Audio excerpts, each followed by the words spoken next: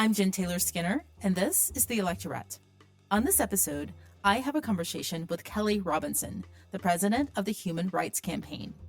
The Human Rights Campaign is the country's largest LGBTQ+ civil rights organization. And for over 40 years, the organization has been focused on protecting and expanding the rights for all LGBTQ+ people. You may remember Kelley's rousing speech at the Democratic National Convention back in August. But since then, she and the organization have been on the ground. They've been getting out the vote, they've been in battleground states, on college campuses. They are the definition of all gas, no brakes. So I was really excited that Kelley had some time to chat with me about their work. This conversation with Kelley Robinson was just as rousing for me as listening to her speak at the DNC. And that's just what I needed during this final stretch before the election. So, please enjoy my conversation with the president of the Human Rights Campaign, Kelley Robinson. Kelley Robinson, welcome. Hey, happy to be here. So I do want to talk about what's happening on the ground with get out the vote efforts and in battleground states and on college campuses. But I first want to start with your speech at the Democratic National Convention, because you really brought the house down. You start your speech by saying, "The story of America is the story of progress toward freedom. In just a few generations, my family went from being enslaved in Mississippi to becoming the first free Black family in Iowa." I mean, wow. That story really stuck with me specifically because I have a similar backstory. I'm from those parts. I grew up in Memphis. My family hails from Memphis and Mississippi and Arkansas, all enslaved. And it was only a few generations ago where neither of our stories would have been possible.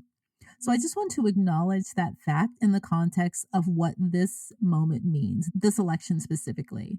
Oh, well, it was really an honor to get to do it. And the other day I saw Kamala Harris speak on the Ellipse, and she was saying the same thing, right? That she is proof positive that the American experiment is working. We haven't completed the project yet, but the idea that a daughter of immigrants, that a middle class kid could now potentially be the next president of the United States of America, I think it shows that the work is working. And for me, I think that the biggest thing that I see happening this year is like a reclaiming of patriotism, and a retelling of the American story, that actually the story isn't just about some of us. The story is about all of us, how we've always been a nation of immigrants and innovators, of dreamers and freedom fighters. And that's what I feel like is on full display right now. No, you're so right about the patriotism. And I'm so glad you mentioned Kamala Harris in that same speech, because you reminded us of that story when she was district attorney, right? She officiated the first marriage between same-sex couples, the first legal marriage in California. And I think a lot of people forget that. And why it's important to our conversation is because when you show up for people, they show up for you. Mhm. And I would imagine you're seeing that on the ground as you're doing your get out the vote work, right? Oh, absolutely. I mean, the LGBTQ plus community is fired up for Kamala Harris and Tim Walz. And the other thing I also like to point out is when you talk about kind of the arc of progress, especially for the LGBTQ plus community, we have made incredible strides in the last 20 and the last 30 years. And when Kamala Harris was being an advocate for our community, that was before it was cool, right? That was before it was kind of the sentiment of the full country that we deserve to be included, but she was there. I remember the video of her calling the county clerks in California and saying, "You need to issue those marriage licenses." I remember hearing the stories of her as a prosecutor defending folks against hate crimes. I've heard those stories. And then when she got into office in DC, she did the work to get the Equality Act moving. She did the work to make sure the Respect for Marriage Act would be the law of the land after the fall of Roe v. Wade. She's been an advocate for so long, and for her to pick Tim Walz as a running mate and tell the story of him, right, to help us to understand his character as a person, to use the story that in the 90s, right, he was both the coach of a football team in rural Minnesota and the advisor to the Gay Straight Alliance. That would have never happened even 4 years ago or 8 years ago in a presidential campaign, and yet it's happening now. And I think our community sees that they have been delivering for us for decades, and now is a time where our community is delivering for them. Right. And not only Tim Walz, but Gwen Walz, right? Because I know that the Human Rights Campaign kicked off 10 days of action with Gwen Walz. And the other thing I want to say about that is that people are obsessing over polls right now. But another measure of a campaign's success and, predictor of their success in an election is the quality of their surrogates, right? And we have some quality surrogates like Gwen Walz, right? And the other side has nothing really. I mean, when you side with like bad people and mean people, right? That's all you've got. That only bad and mean people will stick up for you. I just want to say that much because Gwen Walz seems like a really lovely person. But tell me about the 10 days of action. Yeah, well, it was amazing. I got to be with Gwen Walls in Pennsylvania when we kicked off the 10 days of action. It was such a phenomenal day because we had Gwen Walls with me in Pennsylvania. You had Doug Imhoff with some of our other team members and volunteer supporters in Atlanta, Georgia. And then you had Tim Walls on a virtual call. So we had three of the top people in the campaign out celebrating the community and calling us into action with them. That was a big deal. And not only that, like they keep showing up. I saw Gwen Walls the other day and she said, Kelley, I see you more than I see Tim, her husband. So, they are really invested in because they know two things. They know one, that our issues matter, that we're talking about human rights, we're talking about non-discrimination, we're talking about civil protections, and that's critical for the LGBTQ plus community. And the other thing is that they see our power. This 10 days of action was really meant to encourage the 75 million voters who prioritize LGBTQ plus issues when deciding who to vote for. We call those equality voters, to make sure that they were getting the information they need, the tools that they need to turn out to vote. 75 million equality voters, that is more than the number of registered voters in every battleground state combined. So for me, the calculus is simple. If we show up, if we turn out and we vote, we will win this election. Right. When you fight, you win. That's right. I do want to ask you about one of those days because I think you had an HBCU day, right? Which I have never heard people talk about HBCUs more in my lifetime in a presidential campaign. Tell me, what was that day like? Oh, it was awesome. I mean, so across the 10 days of action, we had hundreds of events across the country. Thousands of volunteers showed up and showed out. But for me, there was really something special about our HBCU work. So we've been doing this program called HBCU Out Loud for the last several years. And it's all about making sure that queer kids on HBCU campuses don't feel alone, that they have the tools to engage their community, to have the discussions and conversations that we need to be having in Black communities that create a safer and more welcoming environment. But this year, we made it all about voting out loud and turning out the vote. We had almost 20 campuses across the country participate, but it's the stories for me. So there was this kid named Marty. Well, I guess they're not a kid. They're in college. So this young adult named Marty, they identify as non-binary, and they decided to participate in the HBCU Out Loud Day. And what they did was they kind of filmed a day in the life on their campus on social media. They went to the student center. They were walking around campus. In the course of that day, they registered 25 new voters, first-time voters to vote. 25. And for somebody that's, new to organizing, for somebody that's just getting involved, that is a huge deal. They empowered 25 people to have a stronger voice this year. Imagine what that looks like on campuses across the country as young people are getting involved. That's the kind of energy that doesn't just win elections, but it builds a kind of power that we need over generations and decades to continue making sure that this country speaks for all of us. So I'm so proud of that day and so proud of the work that we continue to do with our HBCUs. Yeah, I'm glad you mentioned that in the numbers. That's pretty incredible. The thing is that I was thinking about this the other day. I was looking at some polls or some research about Republicans, right? And their decline for support for the LGBTQ community has been swift and it's been steep. Just in, I think, 2021 and 2022, their support for same-sex marriage went from 55% to now, which is 45%. That's pretty steep. That's almost 10 percentage points of a drop within 2 years. And the same with just, describing same-sex relationships as morally acceptable. That decline has been steep too. It dropped, 16 percentage points in the past 1 to 2 years. It just seems like, given the story you just told me about the days of action at HBCUs and on college campuses, they're just throwing this demographic away, despite the fact, aside from the fact that it's immoral I know. and it's hateful, right? That's important and we should consider that, but also it's just kind of not good politics. Like, what are they doing? Yeah, it's like they're fighting a future that is already here. If you look towards the future, 30% of Generation Z identify as a member of the LGBTQ plus community. 30%. So our community is growing at a rapid pace. And not only that, let's look at buying power. In the United States, LGBTQ plus people wield $1.4 trillion of buying power. So whether you're someone that works in a business or someone that's a political person, we have to understand that this is a powerful constituency that's not going anywhere, that is growing, and not only deserves to have rights and protections in this country, but also deserves to be a part of every conversation we're having about the future. Because the future, I'm sorry, it's queer, y'all, and it's here. And I think that that's such a beautiful thing and a strength. And I think that, to be honest with you, I think that there are some extremists that are afraid of the changes the country is making. Not only are we getting more and more LGBTQ by the day, I mean, every day, 2,200 young people turn 18 every day that identify as LGBTQ, but we're also getting more diverse. I mean, in a few short years, we will be a majority minority country. And while those things excite me about the promise of our diversity and the strength that it can offer to our future, I think it really does scare some folks who are holding on to some old model in the past. So this feels like a real inflection point for our country in so many ways. Are we truly a nation for all? Is this democracy one where every voice can be represented? Or are we going to allow some of us to turn this into a country for the few? And I'm hoping, I know that in a few days, we are going to get a rejection of the idea that America is for the few, because this is a moment we are going to declare out loud that this country belongs to all of us. That's the sentiment I'm feeling on the ground. See, this is the energy that you brought to the DNC stage. You got me all fired up. I'm excited. But, I just want to ask you a quick question, because you mentioned earlier an equality voter. How do you define an equality voter?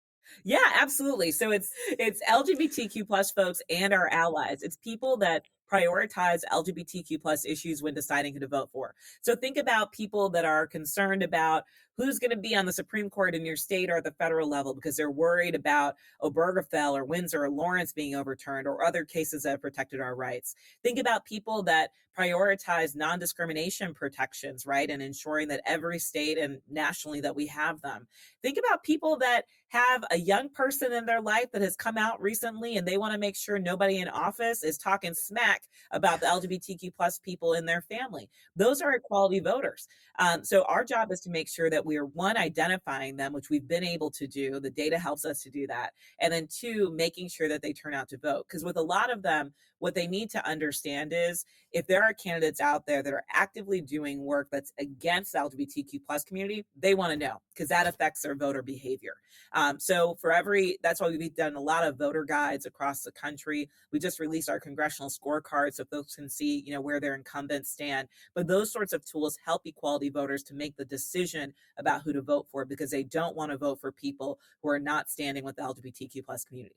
I want to ask you about the congressional scorecard, because I think one of the things that's probably been really exhausting for you and the entire LGBTQ community, it's been exhausting for me, it's been exhausting for all of our allies, right, is the constant fighting against the hatred, right? It just keeps coming.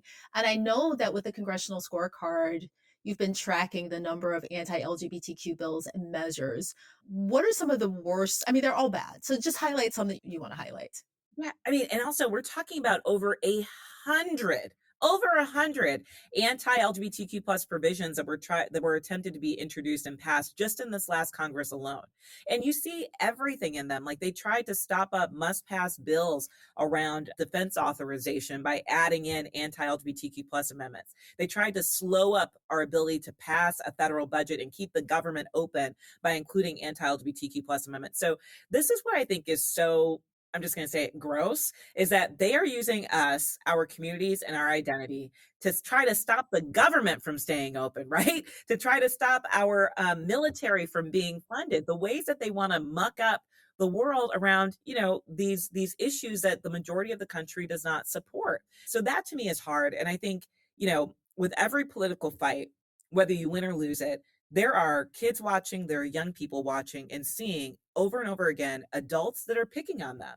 So to me, whether you're thinking about the anti-trans ads that are running in states right now or the attacks that we see in Congress against our community, even when this stuff fails, and we know that it most often does, the impact that it has on the self-identity and self-worth of the individuals that are watching it play out, that's the devastating part. I mean, we are better than that.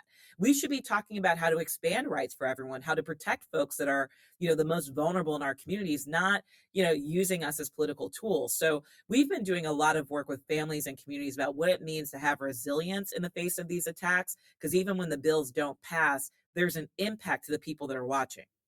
Yeah, yeah. Not only is it gross, it's deplorable. I think that's an apt word to use here. Yeah. And, we even saw, in some of these states, we did like a national state, we launched a national state of emergency for LGBTQ plus folks last year because we were seeing hundreds and hundreds of anti-LGBTQ plus bills moving in the states. And with every bad bill, you saw a dramatic increase in bullying and harassment online. In Florida, for example, when they introduced their Don't Say Gay or Trans bill, you saw a 400% increase in bullying and harassment of kids online.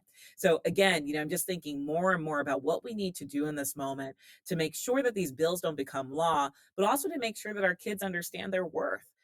That's so much of the work right now. So I'm hoping that as we kind of plow through this election, that we send a clear message, right? That not just are we going to win, but we need to send a clear message that extremism, look, that might win you a little bit of attention, but it's equality that wins elections. It's freedom that wins elections. I hope that that's a message we're able to send this year. And even though kids can't vote, they can watch what we do to protect them. And I think that's really important. And when I hear the stories of kids being bullied Mhm. online and in school, that just makes me really sad. As mom of two kids, yeah, we need to make sure that we protect our kids.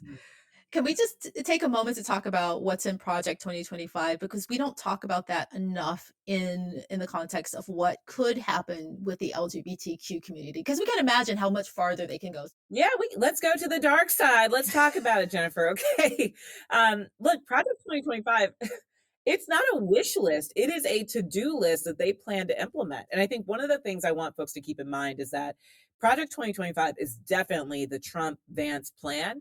But whether or not they win, it is insidious in so much of the planning of some of these extremists and what they're trying to implement. Because some of the things that you see in Project 2025 are actually already being beta tested in states like Florida and Texas. So again, I just want us to be vigilant and aware that we're going to have to work against these plans for a good while. But Project 2025 overall is extremely dangerous for so many of our communities. I mean, they're calling for a national abortion ban. They call for an elimination of discrimination protections for the LGBTQ plus community. They even go so far as to try to dismantle so many pieces of the government that fundamentally protect us and keep this country moving. They want to eliminate the Department of Education. They want to gut the Department of Labor. They want to change the Department of Health and Human Services into the Department of Life. And then they want to charge that Department of Life with promoting and expanding the idea that the ideal family unit is only a married man, a married woman, and their biological children. Think of how many of us that leaves out. It leaves out the entire LGBTQ plus community, but it also leaves out single parents. It also leaves out people who maybe got their kids through adoption. And it doesn't just say, hey, this is the ideal family unit. It attaches it to federal benefits, right? So again, I just kind of give that as an example of how extreme Project 2025 is. But more so than anything, I think what it reminds me is what so many people across the country already know, is that especially in the fall of Roe v. Wade, right? That any right that we have right now is fragile, especially the rights that have been established through the courts. And what we see in Project 2025 is not them trying to roll back the progress of the last 4 years or the last 40, but really it's the progress of the last 400. That's what's at stake. So what do you need from us right now? From your equality voters, from allies, from voters who are listening out there? How can people help in this final stretch before the election, aside from voting? So, voting is a baseline. Everyone, please, please vote, people. But beyond that, what do you need from people? I mean, the biggest thing is like in moments like this, we cannot lose hope because we are not powerless, right? And I think that we have to remember that. And no matter what happens on November 5th, on November 6th, we are still going to have to show up, whether that's, fighting against kind of our allies to make sure that they advance our rights in this country, or doing what we can to resist and protect our very democracy. We're going to have to show up. So I just want to help folks to be encouraged, because I also think that this is true, that there's something about crisis that also opens the door for massive transformation. I mean, we've been talking about, a lot of us, like, Black folks, queer folks, a lot of the ways that this democracy was not quite created for all of us at its founding.